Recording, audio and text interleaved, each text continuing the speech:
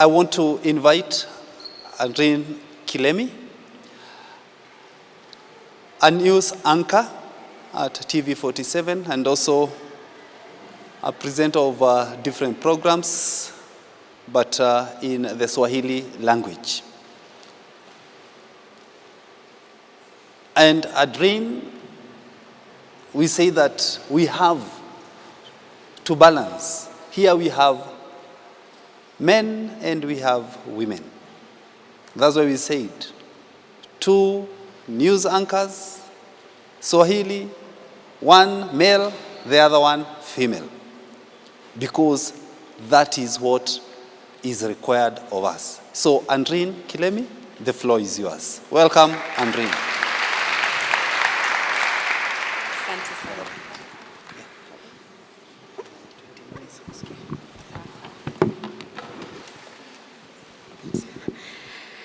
Hello.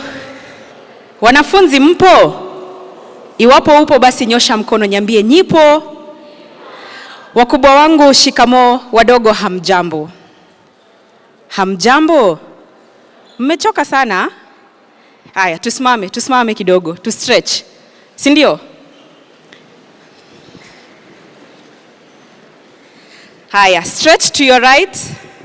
Right yangu ni huku kwa hivyo usinifuate, sawa? Stretch to your right, to your left. Twende chini kidogo, juu.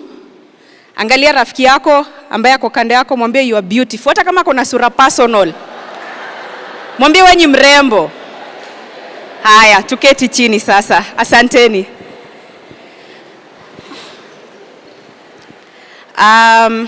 Wanasema asiyekujua hafanyi nini? Asiyekujua hakudhamini, sio? Haya, naomba basi nijitie kitambulisho. Mimi ni Andrine Kilemi, ni mwanahabari kutoka runinga ya TV47. Sana natangaza kwa lugha ya Kiswahili. Mimi ni news anchor, lakini bado ni news reporter, kwamba ninakwenda nyanjani kutafuta habari, kisha ninarejea studioni kuzitayarisha, zinakwenda hewani. Kando na hilo pia mimi ni nahodha wa kipindi, ni kipindi cha elimu. Kipindi chenyewe kinafahamika kama Tasnia ya Elimu, kinakuja hewani kila siku ya Jumamosi saa 4 hadi saa 5 asubuhi. Lengo kuu likiwa ni kukuza Kiswahili na elimu kwa jumla. Labda tu kwa kifupi nizungumzie safari yangu ya wanahabari, au sio? Kwanza mimi ni mzaliwa wa kaunti ya Meru, lakini nikalelewa katika kaunti ya Isiolo. Kutoka pale nikaingia katika shule ya msingi ya Hekima Primary School, ambayo kwa sasa inafahamika kama Bishop Lokati Primary School. Ilipewa jina hilo baada ya Askofu Luigi Lokati kufariki. Mola ilaze roho yake pema penye wema. Kutoka pale nikaingia katika shule ya upili ya Mudhambe Girls katika kaunti ya Meru. Kutoka pale nikaenda katika chuo kikuu cha Daystar kule Athi River. Pale tulikuwa tunashindana na monkeys, manake pale monkeys wako wengi tu sana. Kutoka pale nikaingia internship. Nikabahatika nikaingia kwenye runinga ya Citizen. Nikafanya pale internship kwa miezi 3. Kisha kutoka pale sikujua nitakwenda wapi. Kwa hivyo nikakaa nyumbani kidogo nikisubiri kuona iwapo patafunguka. Alafu pakaja nafasi kwenye kampuni fulani, ila haikuwa ya wanahabari haswa. It's a media monitoring company.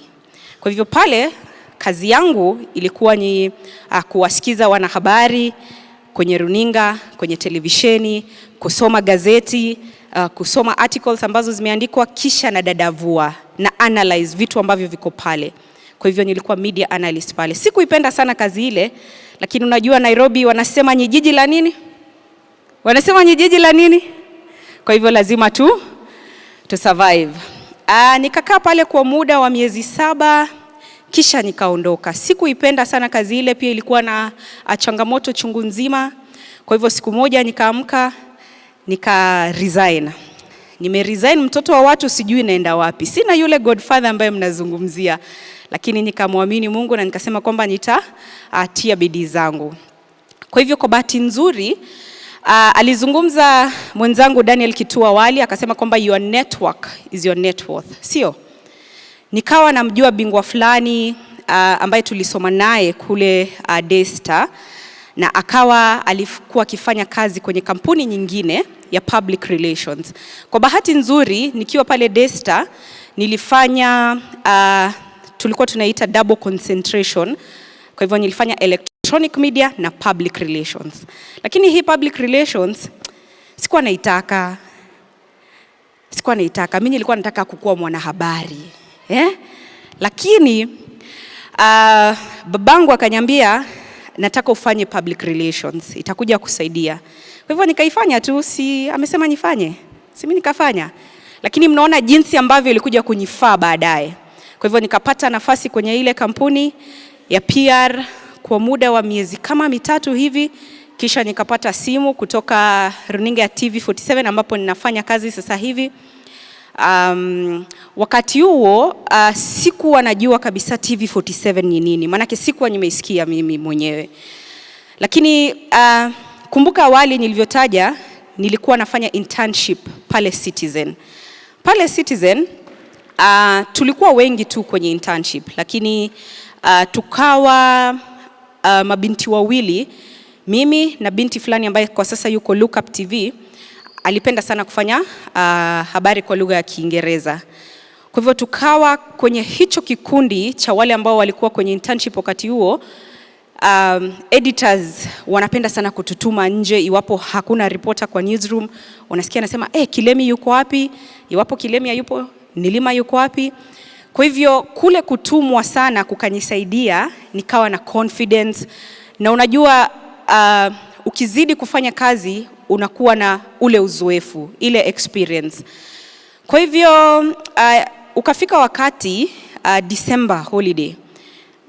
Mnajua kwamba ikifika ni wakati wa December kila mtu anaenda nyumbani, wengine wanaenda ushago, wengine wanaenda coast, lakini wanahabari lazima wasalie kwenye vyumba vya habari kwa sababu at the end of the day tunatarajia kwamba tutapata news jioni, sio?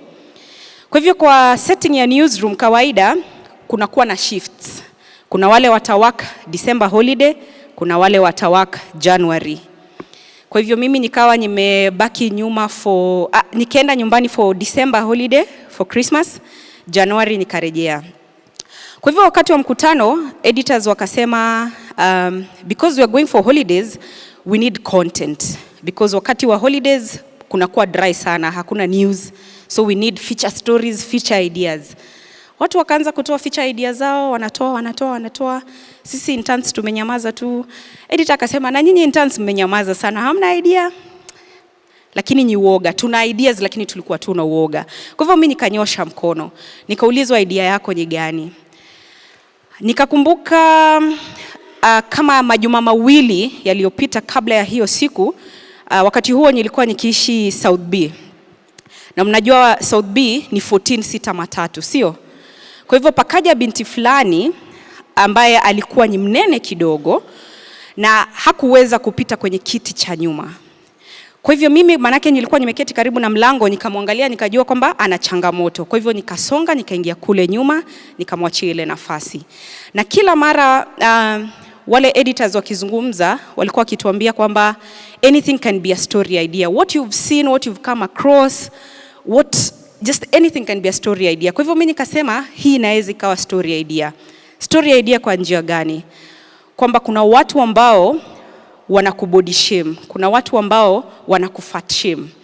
Kwa hivyo mimi nilipoulizwa idea yangu ni gani, nikasema fat shaming.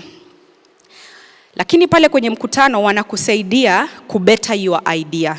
Kwa hivyo wakasema hii story hatutaita fat shaming, tutaita body shaming, because kuna wale watu ambao ni wanene ambao wanapitia body shaming. Kuna wale ambao ni wembamba ambao wanapitia pia body shaming.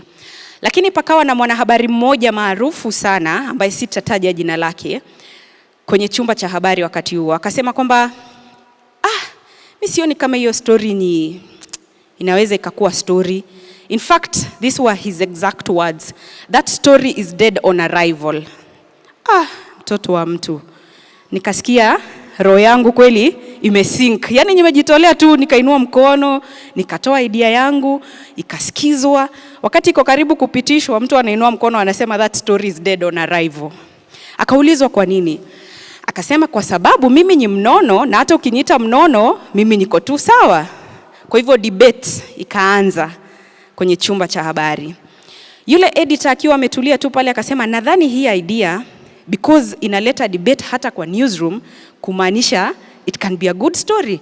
Kwa hivyo go ahead, start shooting your story from kesho. Mimi nikafurahia. Kumbe sikujua ni changamoto. Nimepatiwa go ahead ya kushoot story, lakini sijui scripting nianze vipi, sijui kabisa nitafanya nini ili ficha yangu iwe kali. Unanielewa Kwa hivyo nikawa nauliza usaidizi kwa wanahabari kwenye vyumba vya habari, na wauliza nifanye nini. Ikawa ni changamoto pia kupata mpiga picha, camera person. Ukiambiwa umepatiwa go ahead ya kushoot feature lakini hauna camera person, sasa utafanyaje? Kwa hivyo kila siku nikawa naenda pale kwenye camera unit, naambia head of camera department, naomba unipe mpiga picha. Anasema wapiga picha wametoka nje, wameenda kufanya stories za maana. Of course mimi ni intern, kwa hivyo sikui prioritized. Lakini sikuvunjika moyo. Uzuri ni kwamba Mungu alinipatia patience. Kwa hivyo nikawa kila siku narudi pale mpaka mara ya mwisho nikapatiwa mpiga picha. Tukaenda tukashoot feature story ambayo hadi kwa sasa iko kwenye YouTube ya Citizen. Ukitype tu body shaming, ita pop up. You can watch the story. Kwa hivyo wakati ambapo nilipata simu kutoka TV47, huu ni mwaka wa 2018 iwapo sijakosea. Nikaambiwa my name is wakati huo our founding CEO alikuwa ni Mr. Eugene. My name is Eugene Anangwe from TV47. I am watching something here. Are you still with Citizen TV? Nikamwambia hapana, nilikuwa tu internship. Akaniuliza, are you open to come for a one-on-one on Monday? Nikasema, wewe utakataa? Mimi nikabambika bana. Nikajua, wacha niende nikasikia anasemaje. Kwa hivyo nilipofika pale, tukawa na mazungumzo. Akaniuliza, ungetaka kulipwa mshahara wa aina gani? Mimi mtoto wa watu, sijawahi kuwa kwenye chumba cha habari professional. Kumbuka nilikuwa pale Citizen TV lakini kama mwanagenzi, kama intern, sio? Kwa hivyo sikuwa napata malipo. Nilikuwa tunapata easy vouchers, for example kama tumeenda Christmas holiday, mnapewa vouchers za 5,000, 10,000, vitu kama hivyo. Kwa hivyo tukazungumza pale, agree on terms and conditions. Akaniambia nije wiki iliyokuwa ikifuata. Lakini kumbuka kuna ile kazi ya PR ambayo nilikuwa nimepata, sio? Kwa hivyo wanasema kwamba usiamke tu uondoke bila kumjuza yule mwajiri wako kwamba unaondoka. Never burn bridges, sio? Maana uende ukarejea pale. Kwa hivyo nikamwambia sitaweza kuja juma lijalo, naomba kama majuma mawili ili niweze kufanya clearance upande wa pili, alafu nitakuja. Tukakubaliana. Kwa hivyo nikajipata TV47 kwa njia hiyo. Wakati huo TV47 ilikuwa very young. Hakuna mengi ambayo yalikuwa kiendelea. Na wakati ule nilipokuwa nikisema kwamba nataka kuwa mwanahabari, manake mimi tangia utotoni nikiulizwa unataka kuwa nani nilisema mwanahabari. Lakini si kwamba nilitaka kuwa news anchor. Manake sikujua for 1 hour nitazungumza nikiambia watu nini. Nilitaka tu niwe reporter, nitumwe kule nje, nipatane na watu, nihisi vile wanahisi, kisha nilete stories kwenye newsroom. Lakini pale TV47 manake ilikuwa tu ikianza, pakawa na ile kusource talent. Kwa hivyo wakati ule, kumbuka nilisema kwamba nilikuwa mwanafunzi kwenye chuo kikuu cha Desta. Pale Desta mara nyingi lugha inayozungumzwa ni Kiingereza. Sasa nimejipata kwenye chumba cha habari, ninaambiwa nikuwe news anchor, mimi sijui nitaambia watu nini for 1 hour. Alafu upande huu kuna mwalimu ambaye hadi kwa sasa tunafanya naye kipindi cha tasnia elimu, anaitwa Mbogo Yusuf. Akawa ananiambia kwamba ninaona kwamba una strength in Kiswahili as compared to English. Lakini mimi sikuwa nataka. Mimi nataka nifanye Kizungu bana. Akaniambia hapana.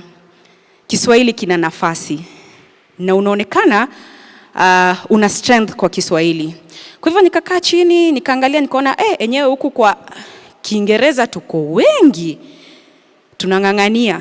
Kwa hivyo huku kwa Kiswahili hapakuwa na yeyote. Na iwapo alikuwepo, alikuwa ni wa kiume. Kwa hivyo nikaanza kujaribu kidogo kidogo. Wanasema kwamba ukizoea kufanya kitu, bila shaka utakuwa bora kwa kitu chenyewe. Kwa hivyo nikajipata nimeegemea upande wa Kiswahili sana. Kwa hivyo safari yangu ikaanzia pale. Nakumbuka bulletin yangu ya kwanza ilikuwa saa 10, 4 p.m. news wakati huo. That was the very first time TV47 ilienda live. Wakati huo tulikuwa tuna co-anchor na bingwa fulani anaitwa Clifford Ndubi, aliondoka. Hakuna kitu kigumu kama kuko-anchor na mtu, kwa sababu una style yako tofauti, ana style yake tofauti. Labda vile ambavyo anapokea instructions kutoka kwa director ni tofauti na vile ambavyo wewe unapokea instructions kutoka kwa director. Kwa hivyo bulletin yetu ya kwanza, very fresh people, tuna co-anchor. Nakumbuka after that bulletin nilienda kulia kwa boardroom because nilijiuliza, hizi sasa ni gani bana? Hizi ni gani? Ninachoma. Tukaambiwa 7 p.m. nyinyi bado mtafanya. Nikajua hawa hawatutaki. Nikajua hawa hawatutaki. Kwa hivyo tukaenda 7 p.m. tukafanya. Kumbe 7 p.m. we did better than what we did at 4 p.m.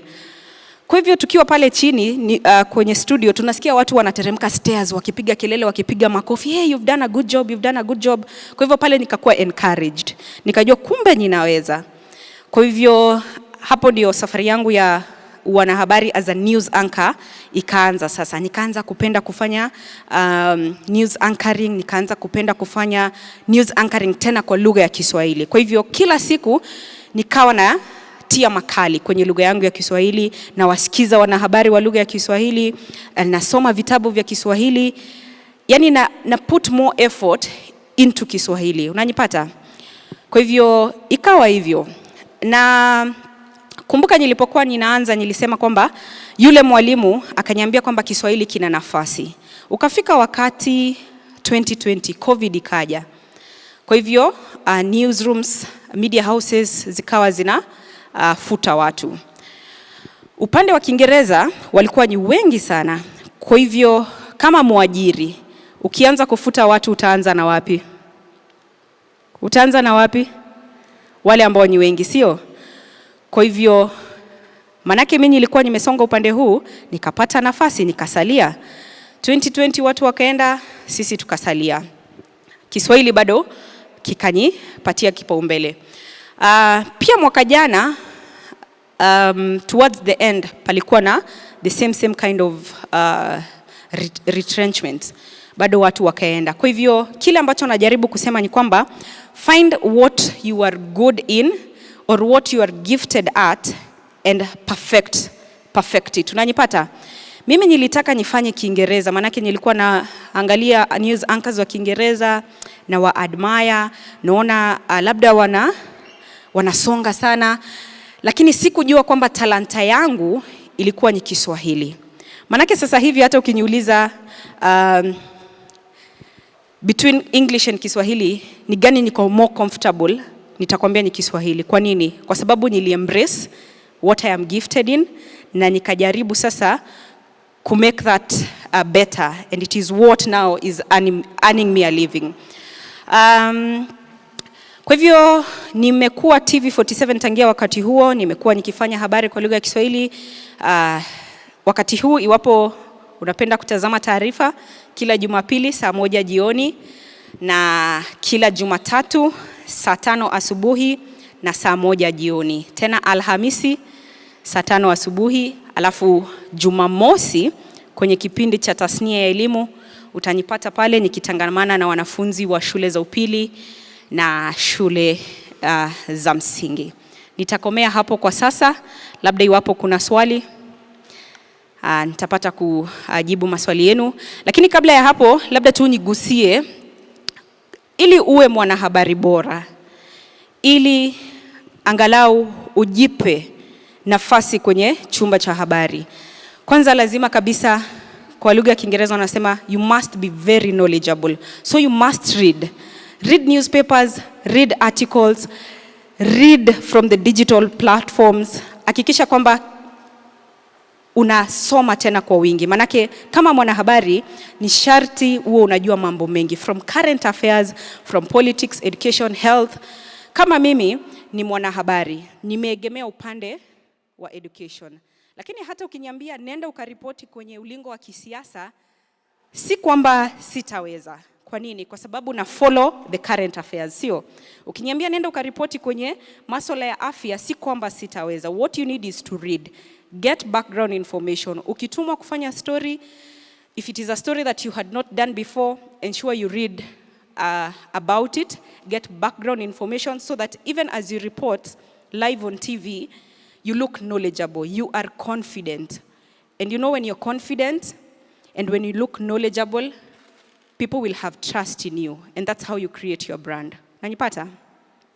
Kitu cha pili, kwenye chumba cha habari, patience ni muhimu tena sana.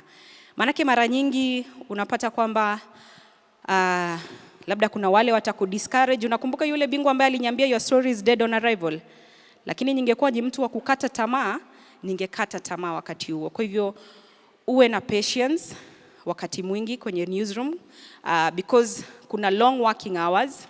Unaweza ukaamka leo, ukakwenda kwenye chumba cha habari, alafu kitu kikafanyika. Editor anakuambia kimbia uwanjani. Kitu hapa amesema kwamba alitumwa do it. Hakutarajia. Kwa hivyo you expect long working hours. So you need to be very patient. Yeah? Another thing, you need to be a team player, and this is very key. You need to be a team player. Hakuna media house ambayo utaenda ati sababu wenye brand, wenye mwanahabari, wenye news anchor, utashine tu peke yako. Haiwezekani. For you people at home to see us on TV as news anchors is because there is a camera person behind that camera, yeah? It's because there is a director in the gallery calling shots. It's because there is a sound engineer ana fade in and fade out sauti yako ndio watu wakusikie pale nyumbani. Ni kwa sababu kuna mtu wa technical ako juu ya lights anakumulika ukae mrembo, ukue lit. Unanielewa? So you need all these people. As a news reporter, even as you go outside to get stories, you will need that gate man to open that door for you. Asipofungua hiyo gate mtenda story? Hamwezi. You will need that store manager kuwapatia equipment, kama ni camera, kama ni lights. So you need one another. You need to be a team player. You need to learn how to work with people. Another thing, you need to have problem solving skills. Because in the media and in the newsroom specifically, utapata changamoto chungu nzima. Utakwenda kule nyanjani, utapatana na vitu ambavyo haukutarajia. Kwa hivyo utafanya nini? Utapatiwa microphone uanze kulia hewani? Hapana. You have to report. And that now reminds me, as a reporter or as a journalist, you need to be very factual. You need to have facts kwa fingertips. Huwezi enda mahali, kitu kimefanyika, and now you depend on hearsays.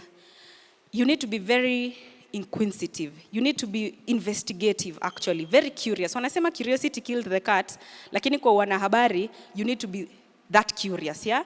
Ukifika kwa ground, you need to be very alert. Look around. Angalia nani anaweza kupatia a story, muulize kunaendelea aje. So you need to be very curious. And you need to fit in their environment. For example, kama umetumwa Kibera, utaenda na hizi heels nimevaa? Utapigwa. So you need to learn how to live in such environments, such that hata wale watu wakikuona, they'll be very open to giving you stories, telling you what is going on here. They'll tip you, they'll tell you, kuna karao ambaye labda anafanya mawili matatu na anatuangaisha katika huu mtaa. Kwa hivyo you need to fit kwa environment ya wale watu ambao wako pale chini kwa ground. Haya, maswali? Hello. Yes. My name is Mary Jenga, and the question about the fact that most of the time in the interview you are asked about maybe the salary. So like, what can you advise us how to approach such a question? Okay, thank you. So if you walk into an interview room and they do all that they're supposed to do, and then they ask you, what do you want us to pay you? First, remember I mentioned background information. So you need to research. Before you go for that interview, kama umeitwa Citizen, ama kama umeitwa K24, ama kama umeitwa TV47, you need to research. Get to know anchors TV47 wanalipwa pesa ngapi. Ndio usiende pale, uquote pesa yenye iko chini sana, mpaka washangae, hai, huyu na yeye. Ama pia uende pale uoverquote, sasa ukose ile nafasi. Kwa hivyo you need to do your background check. So always, before you walk into an interview, just ask. If you do not know anyone there, just go with a range ambayo hata we mwenyewe ukipatiwa zile hela utaweza kusurvive hii Nairobi. Manake economy pia iko juu kidogo. Kwa hivyo usiende pale ujiangushe sana, na pia usiende pale ujipandishe sana. Nimejibu swali lako? Asante. Asante. Niko na swali kwamba umesema kwamba wewe ni mwanahabari wa Kiswahili. Ningependa kuuliza kwamba tuseme nimechagua hiyo kwenda na Kiswahili, itanihitaji kwenda tena kusomea mambo mengine mengi. Unaona, if you are reporting on Swahili, even a single word can mess up with everything. So, and you see most of the time we use English in learning, and therefore kwa Kiswahili utahitaji hiyo kwenda zaidi kujifunza Kiswahili ndio uhakikisha hakuna neno ambayo itaenda vibaya ukitangaza ama ukiripoti. Yeah, so hiyo ndio swali langu. Na lingine ni kwamba umesema kwamba you go some time to report on stories there outside. Maybe now on security of the equipment, how do you do it? Because you see we are in Kenya, and there is some cases maybe of theft, or even somebody may decide to snatch away with the camera. So how do you do with that? Yeah, because you see, let's say you've gone to a place like here in Thika, you go to Kiandutu, and maybe you are reporting a story. You see, you are living in danger there. Maybe somebody anytime will take away the camera, or even anything that you will be having. So how do you do with such cases? Thank you. Thank you.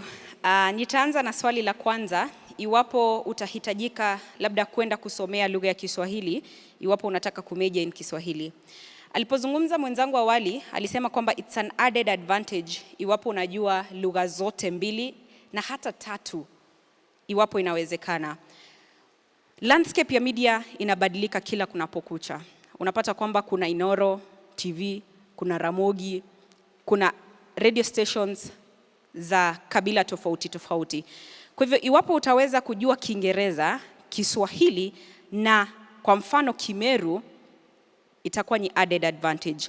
Ila kwa kujibu swali lako, iwapo umesomea wanahabari hapa katika chuo kikuu cha Mount Kenya na ukakwenda pale kwenye chumba cha habari kwamba unataka sasa kuspecialize in Kiswahili, si lazima kwamba usomee Kiswahili kando. Manake kile kitu ambacho unakwenda kufanya pale ni what you've been learning here in school. But remember, as you are saying, it's good to be bilingual. Bilingual namaanisha kwamba unaweza ukaripoti kwa Kiswahili na unaweza ukaripoti kwa Kiingereza. Na hata iwapo unaweza kuripoti kwa Kigiriama, Kikamba, Kitaita, pia ni added advantage. Kwa hivyo tusijifunge. Media landscape inabadilika kila kunapokucha. Kwenye swala la usalama wa wanahabari na vifaa vyao, ukiwa pale kwa field, wewe ndio una take care of the equipment. I'll give an example. Kama TV47, if you go out to the field, the camera person, the cameraman or the camera lady is the one in charge of the equipment. For example, kama ni camera, iwapo tumekwenda kwenye field na tumetoka tunahisi njaa, tunataka kwenda kula kwenye mkahawa fulani, you will always see them carrying their equipment, their cameras. They will never ever leave the cameras in the car ati wanaenda kula. Hata tukienda stories far away from the city, say we are in Kisumu, na tumeenda kulala, they will go with their cameras and sleep next to them. So, first thing, wewe ndio una take care of your equipment. Usalama wako wewe binafsi kama mwanahabari unategemea kwanza wewe binafsi kama mtu, manake huwezi ona huku kuna rushwa bomb ati sasa ji unataka kushine, oh we are live at sijui nini, utaenda huko ugongwe. No story is worth your life. So you need to be very alert on ground. Security begins with you. Sawa sawa? Asante. Na swali langu ni je, mwanafunzi ambaye hajahitimu shahada yake anaweza kupata kazi katika chombo cha habari, na kama anaweza kupata, ni project gani unaweza muadvise atie bidii kwa hiyo project aende kutafuta kazi sasa kama hajahitimu shahada yake? Kama hajahitimu? Ndio. If you do not have a degree. Lakini bado unasoma. Yeah, you're still pursuing your degree. Kweli unaweza ukapata kazi. Kuna watu ambao wamepata kazi wakiwa bado shuleni. Kwa hivyo unaweza ukapata kazi. Muhimu ni kujituma. Na iwapo una ile talanta, kumbuka nilitaja find what you're gifted at and work on perfecting it. Iwapo uko na kipaji kwenye wanahabari, utangazaji, labda wa spoti, unaweza ukatafuta tu nafasi kwenye chumba cha habari. Of course hawatakupatia kazi kwanza. They'll just give you an internship to see what you can do. And then from there now, as you learn on the job, you can again talk to them, uambie sasa, nimekuwa nikifanya hivi na hivi kwa muda fulani na ningependa labda niwe mwajiri wenu. Mwajiriwa sio? So you can. Usingoje umalize shule. Actually huwa natamani sana mtu angeniambia nikiwa Daystar nisi waste time, because classes at Daystar University zilikuwa zinaisha 3:45. Sisi tunaenda huko kung'edhia tu. Naona hiyo time ningetumia maybe kwa media house fulani, sahi ningekuwa mbali kidogo. So if you have the time, do not waste the time that you have here. Classes zikiisha, if you can find something on the side, if Focus TV is still here, go there and practice. Sawa sawa? Yeah. Hi. Here, hapa. Oh, Are there some short courses that you can do to make yourself more marketable, apart from like having your master or PhD in mass communication? Yes, there are short courses that you can do. I am so sure you can actually liaise with your HOD, anaweza akakuguide further. There are so many courses that you can do. For example, nakumbuka wakati ambapo kabla sijaingia kwenye wanahabari, nilitaka nifanye sign language interpretation, because you see we have sign language interpreters kwa media houses. So that is one area that you can pick on. Even as you're in school doing media, as you wait to go to the outside world, you can start a short course ya sign language. Si ndio? You don't know, maybe unaweza pata kazi kwa international media. Unaweza enda uanze kufanya German. Upate kazi CGTN sijui wapi kule ambako wanatumia lugha nyingine tofauti.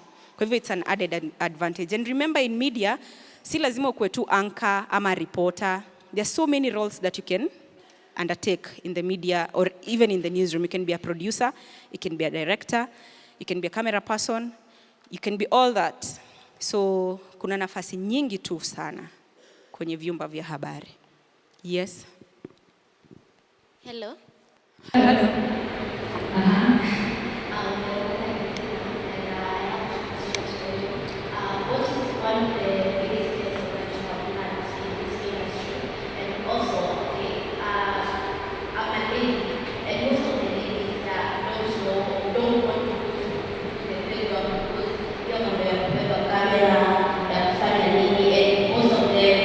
Don't know how to use maybe the camera. What would you like to advise us on such an issue?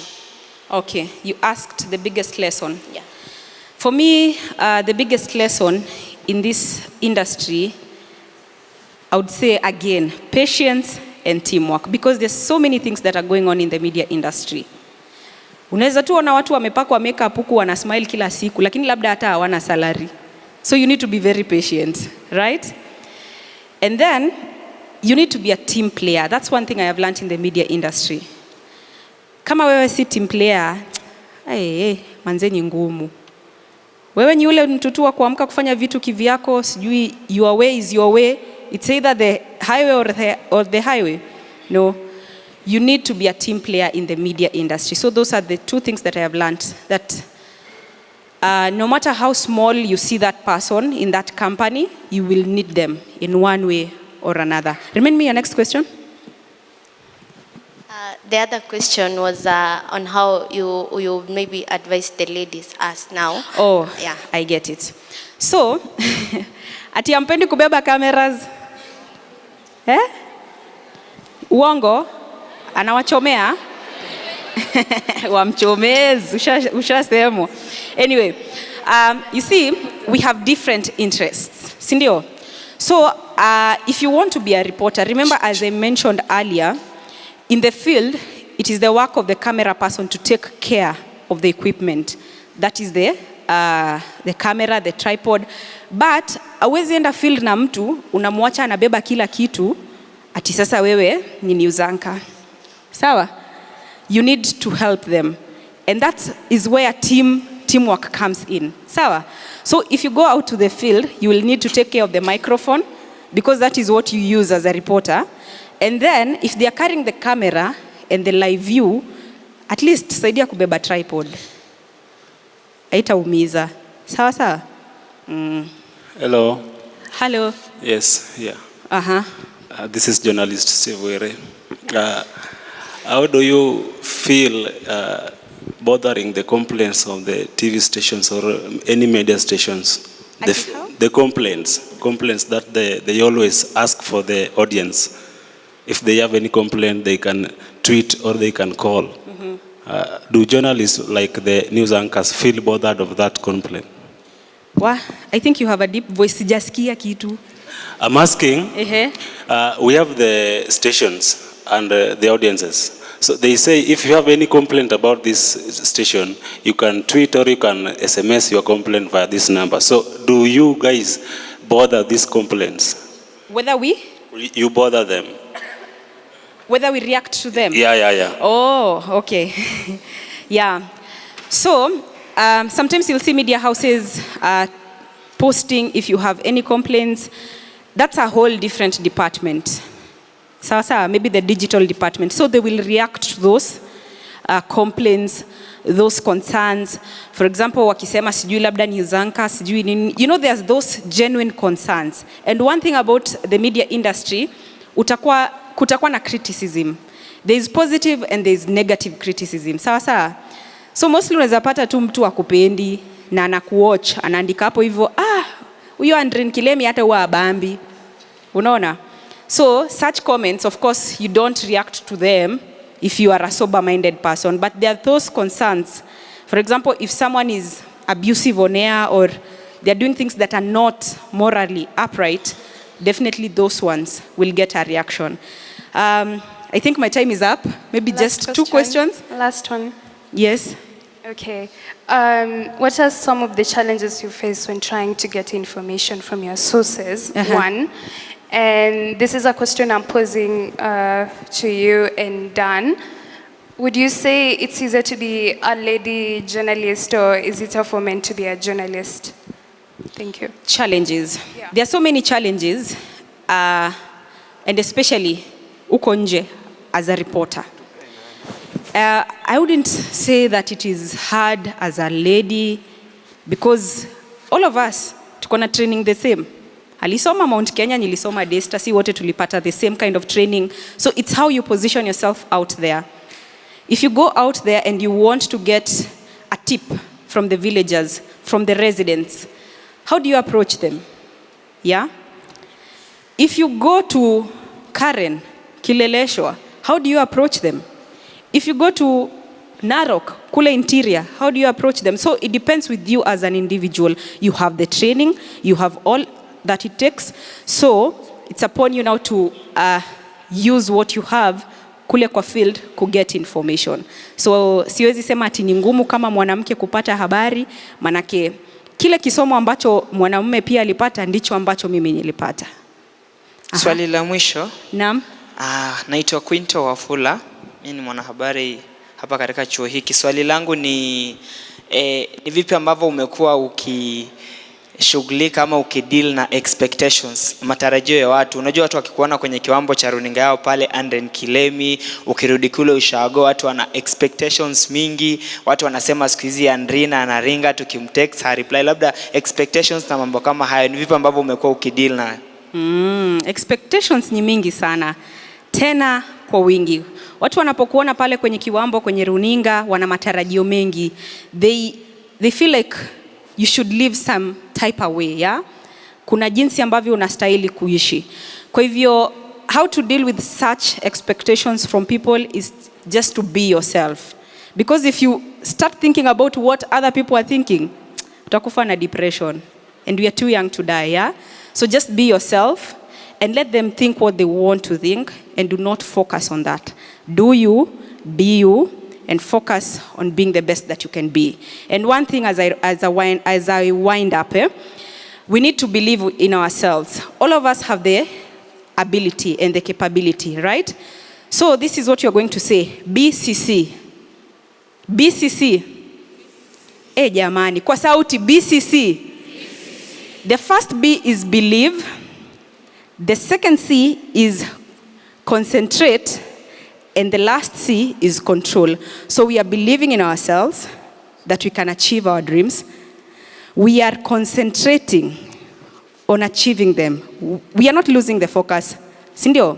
And now after we achieve our dreams, we are controlling ourselves so that tusiingiwe na kiburi, sasa tuanze kujijaza. So we are saying BCC, believe, concentrate, control.